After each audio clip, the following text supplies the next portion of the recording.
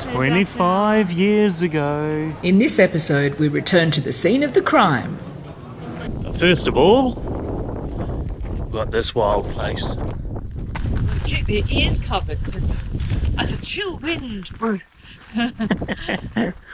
Oh, by the way, we're staying in a YHA just over there. The place is called Once Brewed, and the pub over there is called Twice Brewed. We're about I do about a 15k day, maybe, we'll see. We've loaded up our Camino packs. One last big training run before we head off in a week or so.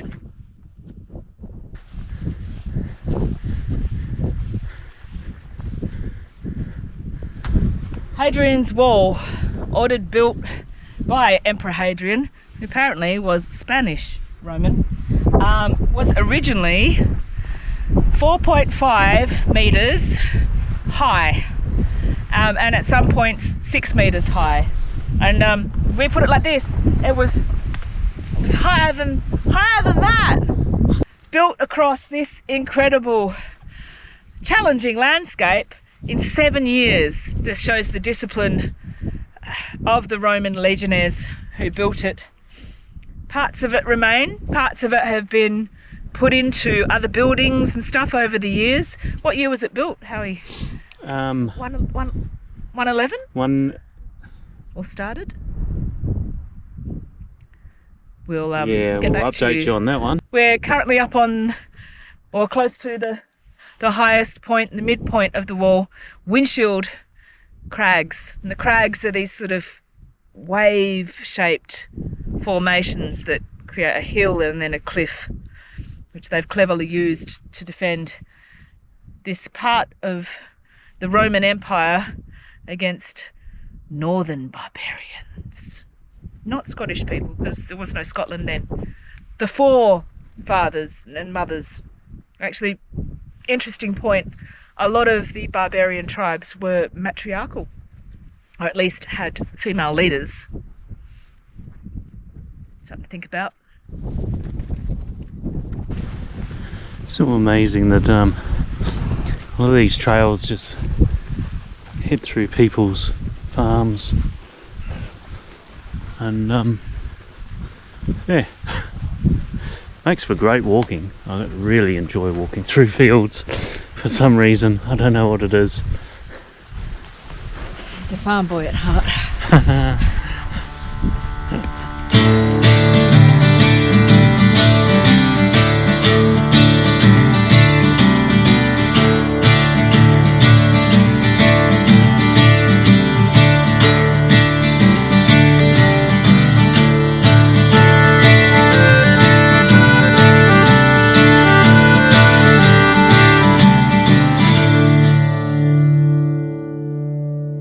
The iconic sycamore gap tree was mysteriously, sadly felled about 3 weeks after our visit. R.I.P. grand old tree. Over to Northumberland, we base ourselves at a rustic YHA in Wooler. It's a lovely wee town from which we head off further afield on other adventures. We're about to cross a causeway out to Holy Island, or Lindisfarne. I'm not in Germany now. Lindisfarne. Lindisfarne, Holy Island. Who's the saint? St. Cuthbert, apparently. Was the saint who had a cave around here somewhere. And there's an old priory. We'll go and have a look at the island, but we're about to cross the causeway. You can only cross at low tide, so this will be fun. Don't tell the rental company. Some people park over here and walk across, so they don't want to pay for parking. Which is what we would normally do. But today, I don't know, I want to drive across. I feel like that's exciting.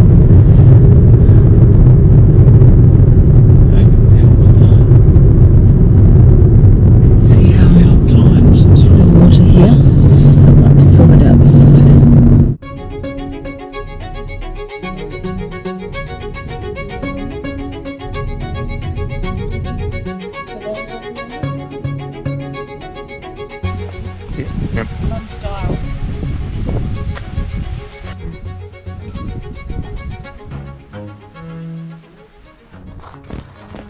cool upcycling, they turn the old herring boats over and turn them into storage huts. Irish monks first settled on Holy Island in 635 AD, and a bit of a Christian cult developed around their bishop, St. Cuthbert. Later they were devastated by Viking raids. Norman Christians re-established here in the 1100s. The remains that can be seen here are of the priory.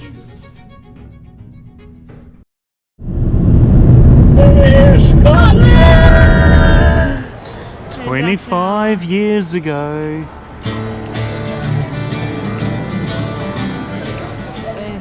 That was our rooms. In Edinburgh backpackers. Let's go and have a look.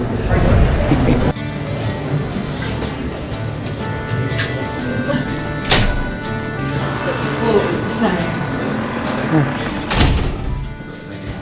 25 years ago, I walked into this room and I saw this guy and I thought, wow, he's cute. We spent a lot of time in the laundry room doing doona covers and arguing over whether it was doona or duvet. Look at that. It's the same. This was bright tartan. They can't be 25 years old. They could be. It's exactly the same.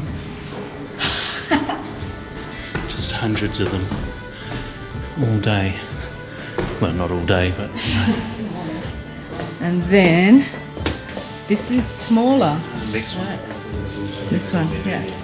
No, it's still the same couch. Couch is over here. We sat here and we watched a Simpsons marathon with the most shocking hangover in the world. That's where the TV was.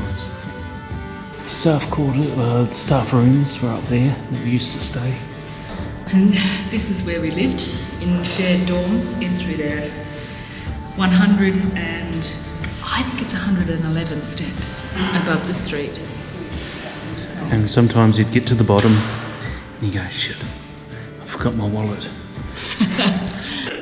The start of our walking career. The start of the problems with our knees. And then walking out to the backpackers, straight across the street, this place here, The milkman. the Milkman. That used to be the crystal shop where I worked. It was like this new age thing.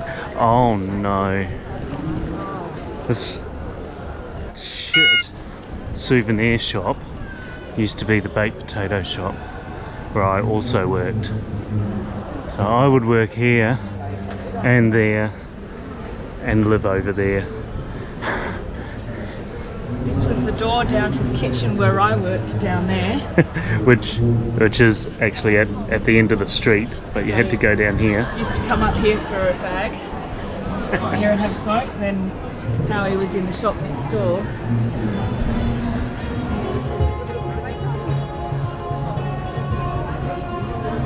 And also, just down this way a little bit, which is genuinely about 50 metres away from the hostel, was, where is it? There it is, down the end there, is the City Cafe, where I also used to work.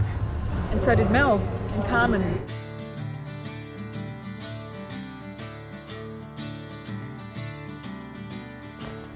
Travelling with us on our trip down memory lane, in spirit at least, the folks we met living there.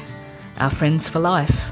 Mel, Cass, Matt and Carmen, Ash, Sean, Hoss. It's festival time in Edinburgh, of course, so the accommodation is entirely beyond our budget, even the backpackers where we met. So we stayed out in a place called Roslyn. It's a 30-minute bus ride away from the centre, and a place that we visited, I guess probably one of our first dates. And we have another reason for coming into the festival, and that is to go to a live show of Mark Watson and Mat Ryer's The Company. It's a funny, choose-your-own-adventure story that has been released in monthly instalments over the year, where we've been joining with other nerds on Zoom calls to participate in this adventure, and this is the finale-ish thing at a church. We also take ourselves to a repeat viewing of a fantastic show about the Camino by your friend and mine, Marcus Ryan.